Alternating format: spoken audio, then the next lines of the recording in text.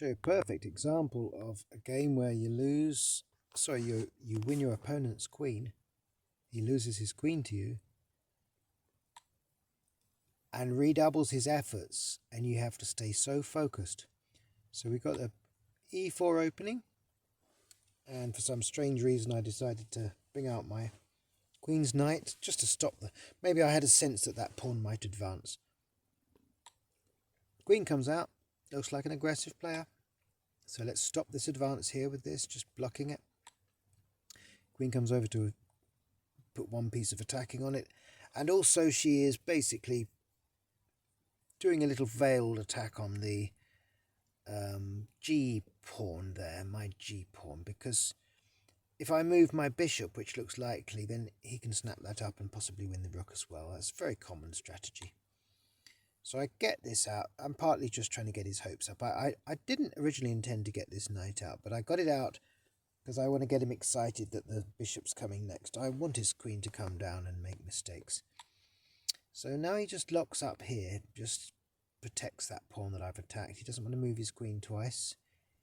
And now here. So you look at this, every piece is protecting every other piece. Okay? All that lot is protecting all that lot. The only exception being the pawn, the F pawn, the king is protecting. Now he does a weird move here. Don't know what this is about. I suppose he's trying to make his light colour bishop ultra mobile. Don't know. So now I can bring this out. He doesn't make the mistake of snapping up the pawn, of course, but he decides he's going to run this down. This pawn, I suppose, with an attempt to shift the pawn away from in front of my rook. Comes and attacks, offers the exchange and attacks the knight. I'm not having either.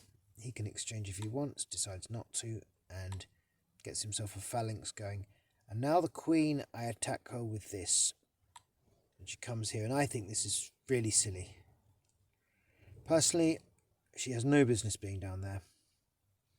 There is a weak pawn she can take. Check. But not before I've done check.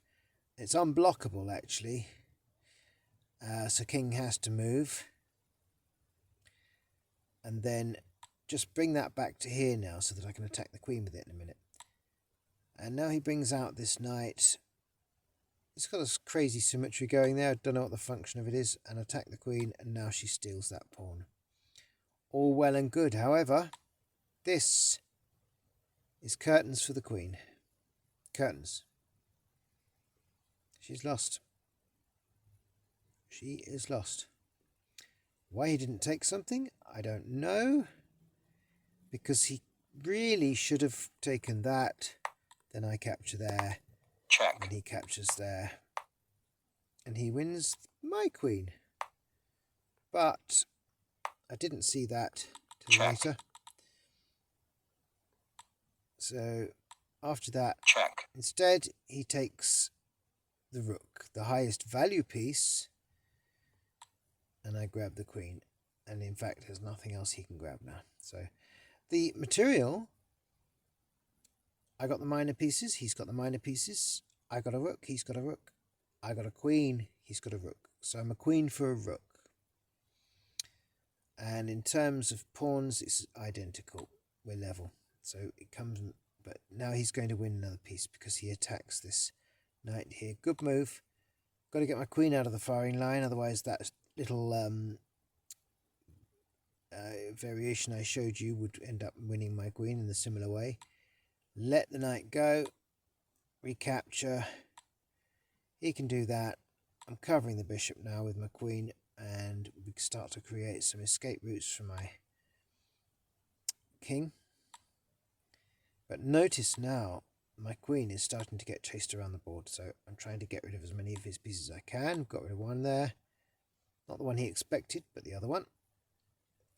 Because I'm now threatening taking that pawn with check. Check.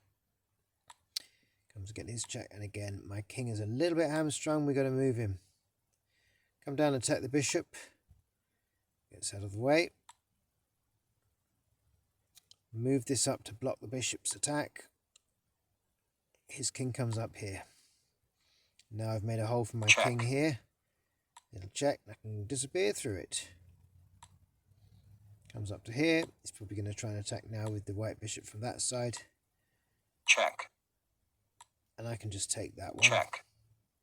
Goes for the revealed check. Check. Goes for another check. And we're all the way back down to here. And he takes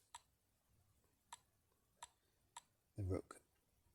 So now it's 2 minor pieces and a queen. And he's got 3 minor pieces and a rook. So it's not as uneven as you think. Pushes this pawn. His king's also a bit safer than mine. Now he can take on passant, which he does. Decide to bring the knight out. So I've got 2 little checking squares there. Although they would rely on my queen being in line with his king, which I can't obviously do yet. It's too dangerous. And he's just so well organised. I managed to get that one swapped over. Check. But he's now got 3 minor pieces, and I've just got a queen and a knight, and it's trying to get rid of these odd loose pawns before they queen. But he's actually got quite a lot of artillery on my little lone king there. So I'm doing things like pinning that. You see, I've pinned that knight there with the queen. The knight is the piece I fear most because it could fork a check with my king. Check. Managed to swap off something else there, so now, but he still has this dangerous knight. Check. Check. Check. Check.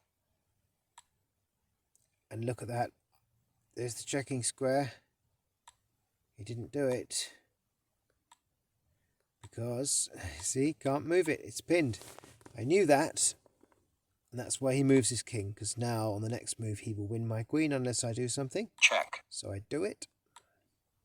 Check. And I do it. And as you know, it's very hard for a rook to keep rotating around the king to protect him. He simply can't do it. Check. Check. So what we're trying to do here is I'm actually trying to get his king to come down. Either because then I can x-ray the rook and win it. But the position was never right for that. He was very well organised with this knight. Or to just go for a checkmate. Check. So more attacks, more setups here. Check. Check. He tries a few different things. Now I can come here. And as he moves his pawn forward, he's helping himself in one way, but not in another. He's actually creating fewer escape holes for his king, and my king has got this kind of... Check. It's blocking off. Look, I've got the opposition now. I'm blocking things off quite nastily for him. And here... Check. I could take the rook, but that would be foolish, because then he'd queen immediately. So we take the queen. Check. Pawn that will become a queen. Check. Check. Once again, you'll notice that the square that his rook is on, if he only had his knight on there, I'd lose my queen. Check. And here he is fighting her. Check. And now a diagonal, and he goes thankfully into the maelstrom, and now starts to block these roots off, which is perfect. Because what we have here, if you follow the line from my queen to his king, and go a touch one square further in that diagonal, you'll see that his king is sort of flying a fighter jet. I call it a fighter jet. So if you imagine that his king is the pilot, and then ahead of him is the nose of the jet coming down towards the bottom left corner of the board, and then the wings are made of 2 squares. That area can be covered by my queen. My queen can land on that dark square, the nose of the plane, which is in front of my king. So once you know that fighter jet shape, and you know he's in the pilot's seat, which he is, you know you got him. Check. But he's not quite there yet. Check. We have to get him into that pilot's chair again. There it is. And now... Checkmate. Checkmate from there. My queen becomes the nose of that little fighter jet. and his king is trapped there. So I saw that shape, that bomber, B2 bomber, or F117, or whatever you want to call it. But I saw that shape that his king was sitting in the pilot's seat, ready to be ejected from the game. But look how precisely and hard I had to play to keep my queen alive there, long enough to deliver that. It's by no means guaranteed. When your opponent loses their queen, they go all out to win yours.